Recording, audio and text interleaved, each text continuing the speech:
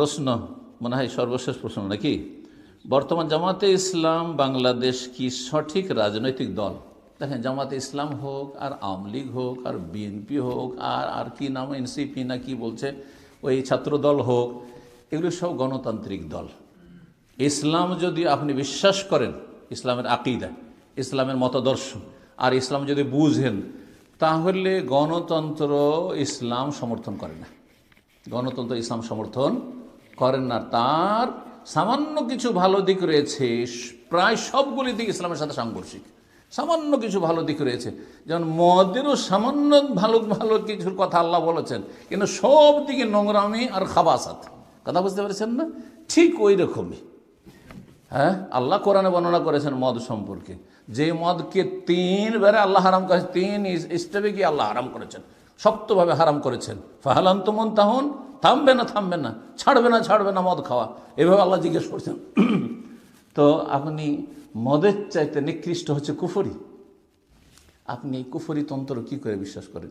জান্নাতি জাহান্নামী যেখানে সমান, আল্লাহর ওলি শয়তানের ওলি সমান, একটা আমি আর একজন একেবারে পাপিষ্ট, হ্যাঁ পাপিষ্ট, পাপে ডুবে আছে, সে সমান। আপনি কি করে এটা সমর্থন করতে পারেন? আপনি বলুন তো দেখি। লাই আস্তাবি আসাবুন নার আসাবুল জান্নাত, এছাড়া বহু দিক রয়েছে, তো সেগুলি বলার এখানে সময় নেই।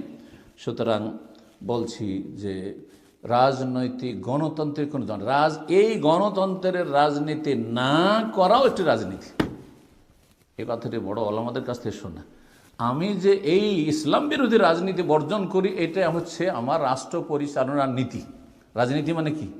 দেশ পরিচালনার নীতি। আচ্ছা, আবু বকর, ওমর, ওসমান, হ্যাঁ আলী, তারা কোনভাবে ইসলাম দেশ চালিয়েছেন? এই দিয়ে, হ্যাঁ বলেন তো দেখি। তা আপনাকে ওইটাতে যেতে কি হচ্ছে? ওটাতে যেতে কি হচ্ছে?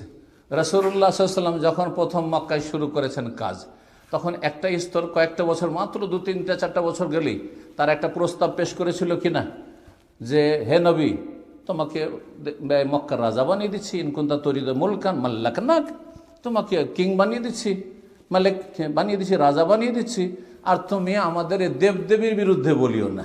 মেনেছিলেন নবী সাল্লাল্লাহু আলাইহি ওয়াসাল্লাম? না। তো আপনাকে এই ইসলামের নাম ব্যবহার করে যে গণতন্ত্রে যাচ্ছেন আপনি, সেখানে আপনার বহু শিরক মেনে নিতে হবে, বহু পাপ মেনে নিতে হবে, সেগুলি সংস্কার করতেও পারবেন না, ক্ষমতা নেই।